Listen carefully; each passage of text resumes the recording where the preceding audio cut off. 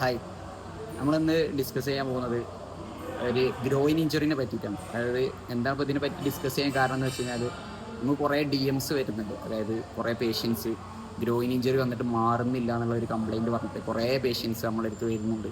പല സ്ഥലത്ത് കാണിച്ചു, എന്നിട്ടൊരു മാറ്റമില്ല. 1 കൊല്ലമായി, 3 മാസമായി, 6 മാസമായി, 2 കൊല്ലമായി, ഗ്രോയിൻ പെയിൻ ഒരു മാറ്റമില്ല.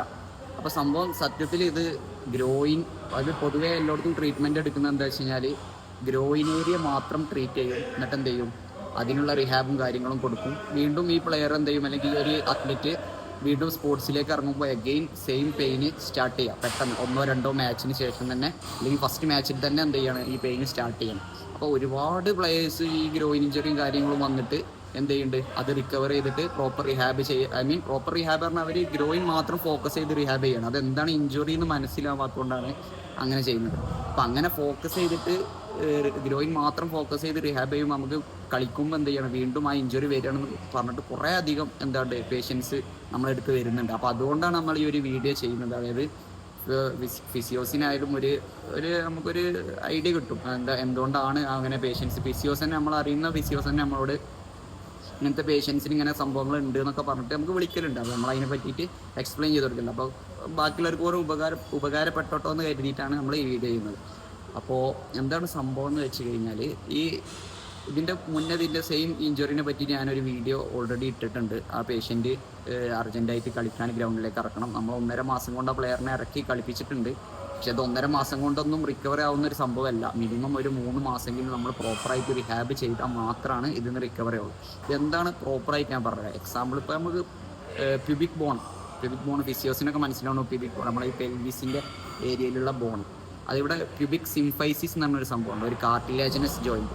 ആ കാർട്ടിലേജനസ് ജോയിൻറ്റിൽ നിന്ന് അറ്റാച്ച്മെൻറ്റ് ചെയ്യുന്ന 2 മസിൽസാണ് റെക്ടസ് അബ്ഡോമിനസും അതേപോലെ അഡക്ടർ ലോങ്ങസും. അങ്ങനെ പറഞ്ഞു കഴിഞ്ഞാൽ സാധാരണക്കാർക്ക് മനസ്സിലായിക്കോണമെന്നില്ല. അബ്ഡമൻ നമ്മളെ ആബ്സ് മസിലും അതേപോലെ നമ്മളെ ഗ്രോയിൻ മസിലും, ഈ 2 മസിൽസിന് ഏതെങ്കിലും ഒരു മസിൽസിന് ഇഞ്ചുറി വന്നു കഴിഞ്ഞാൽ അവിടെ ഇംബാലൻസ് വരും. അപ്പോൾ ഈ ഇംബാലൻസ് വരുമ്പോൾ, അതായത് അവിടെ ഇൻഫ്ലമേഷൻസ് വരുമ്പോൾ എന്ത് ചെയ്യും, ഈ മസിൽസിൽ ഏതെങ്കിലും ഒന്ന് വീക്കായി കഴിഞ്ഞാൽ നമുക്ക് പെയിൻ എവിടെ അനുഭവപ്പെടുകയെന്ന് വെച്ചാൽ ഒന്നുകിൽ നമ്മൾ അബ്ഡമിനൽ ഏരിയയിൽ, അല്ലാന്നുണ്ടെങ്കിൽ നമ്മളെ ഗ്രോയിൻ ഏരിയയിൽ എന്ത് ചെയ്യും, പെയിൻ അനുഭവപ്പെടും. അപ്പോൾ നമുക്ക് ഈ പെയിൻ എന്താണെന്ന് ഐഡൻറ്റിഫൈ ചെയ്യാൻ കഴിയില്ല. കാരണം ഈ പെയിന് നമുക്ക് ഗ്രോയിൻ പെയിൻ ആണോ അതോ അബ്ഡോമിനൽ പെയിൻ ആണോ എന്ന് മനസ്സിലാവില്ല. രണ്ടിൻ്റെ ഇടയിലുള്ള ഗ്യാപ്പിലാണ് പെയിൻ ഫീൽ ചെയ്യുക ചില ആൾക്കാർക്ക്. അപ്പോൾ ഇവർ സാധാ ഗ്രോയിൻ ആണെന്ന് വിചാരിച്ച് ടാപ്പ് ചെയ്തിട്ട് വീണ്ടും വീണ്ടും കളിച്ച് എന്ത് ചെയ്യും, ആ വീക്കുള്ള മസിലിനെ വീണ്ടും എന്ത് ചെയ്യും, നമുക്ക് പെട്ടെന്ന് റിക്കവർ ആക്കാൻ പറ്റാത്ത രീതിയിലേക്ക് എന്ത് ചെയ്യും, ആ മസിലെത്തും. അപ്പോൾ അത് നമ്മൾ ശ്രദ്ധിക്കേണ്ട ഒരു കാര്യമാണ്. അപ്പോൾ ഇങ്ങനത്തെ പേഷ്യൻസ് വരുമ്പോൾ നമ്മൾ ആദ്യം അത് ചെക്ക് ചെയ്യണം. ഈ കണ്ടീഷന് പറയുന്ന പേരാണ് അത്ലറ്റിക് പ്യൂബാൾജിയ അല്ലെങ്കിൽ ഓസ്റ്റൈറ്റിസ് പ്യൂബിസ് എന്നൊക്കെ പറയും.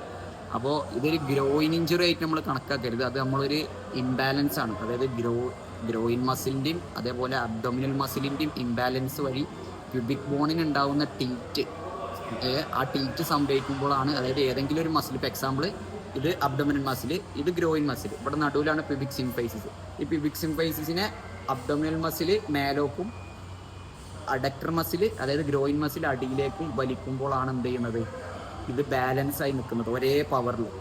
അപ്പോൾ ഇതിന് ഏതെങ്കിലും ഒരു മസിലിന് വീക്ക് വരുമ്പോൾ ആ മസിൽ എന്ത് ചെയ്യും, ഒരു മസിൽ വീക്ക് ആകുമ്പോൾ ഇതിൻ്റെ പവർ കുറയും. അപ്പോൾ എന്ത് ചെയ്യും, ഇവിടെയുള്ള പെൽവിസ് ചെറുതായിട്ട് ഒന്നെങ്കിൽ ഇങ്ങോട്ടോ ടിൽറ്റ് വരും.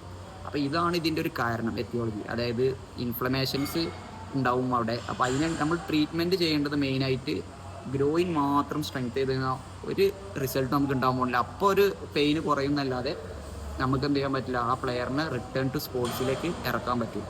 അപ്പോൾ അതിന് വേണ്ടിയിട്ട് നമ്മൾ ചെയ്യേണ്ട കാര്യങ്ങൾ എന്താണെന്ന് വെച്ച് കഴിഞ്ഞാൽ, അതിന് കോറ് മെയിനായിട്ട് നമ്മൾ ശ്രദ്ധിക്കണം. അതായത് ഗ്ലൂട്ട്, ഹിപ്പ്, അതേപോലെ അഡക്ടർ, അബ്ഡോമൻ, ഇതൊക്കെ പാടെ ഇൻക്ലൂഡ് ചെയ്ത ബാക്ക്, ഇതൊക്കെ ഇൻക്ലൂഡ് ചെയ്ത് കഴിഞ്ഞാൽ നമ്മൾ കോർ എന്ന് പറയുന്നത്. ഈ കോർ സ്ട്രെങ്തനിങ് ആണ് ഇതിന് ഇമ്പോർട്ടൻറ്റ് മെയിനായിട്ട്. അപ്പോൾ ഇതിന് വെറൈറ്റി ഓഫ് എക്സസൈസുകളുണ്ട്. അപ്പോൾ ഇതിന് മെയിനായിട്ട് ശ്രദ്ധിക്കണം വെച്ചാൽ, ഈ പെയിന് റെസ്റ്റ് എടുത്തുകൊണ്ട് നമുക്ക് എന്ത് ചെയ്യുന്നില്ല, ഇതിന് റിസൾട്ട് കിട്ടില്ല.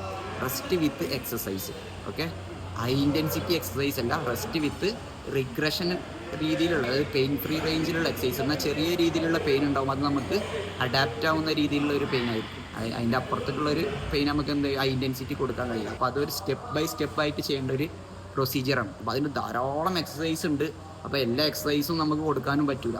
അപ്പോൾ അത് ആ പേഷ്യൻറ്റിൻ്റെ ഒരു കണ്ടീഷൻ അനുസരിച്ചിട്ടാണ് നമ്മൾ എന്ത് ചെയ്യുക അത് ചെയ്യുക. അപ്പോൾ ഓക്കെ, അപ്പോൾ ഇങ്ങനത്തെ കണ്ടീഷൻസ് വരുമ്പോൾ നമ്മൾ എന്ത് ചെയ്യണം, എപ്പോഴും ശ്രദ്ധിക്കണം.